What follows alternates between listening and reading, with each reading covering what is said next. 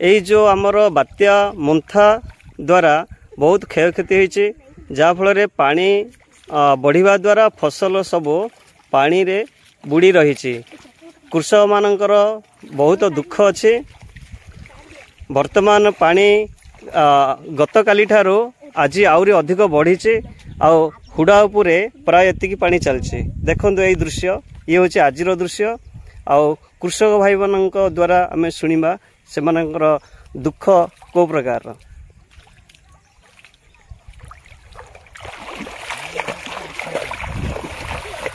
देखो ये हूँ बर्तमान आज दृश्य आउ ये हूँ माने धान केती परिमाण क्षति होती देखो बर्तमान सुधा प्रशासन माने देखा आसी ना तेणुक आम रिक्वेस्ट कर वर्तमान अवस्था प्रशासन जदि आसी अवस्था ताहले कृषक मान को किसी सहायता मिल पार आ कृषक मान पचार कृषक भाई आपण माने कहवा अनुसार कौन माने धान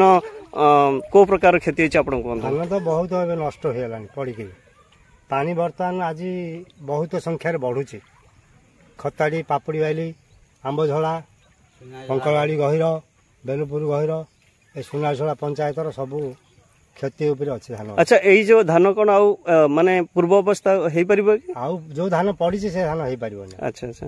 ठीक है भाई आपन कहते माने जो धान एटा गोटे देखो धान फसल केते प्रकार पेटे पानी अच्छी ए जो धान ओरा हमर जे प्रकार हेछि कि ए पानी भितर ए जो धान बुड़ी गिरी अच्छी ए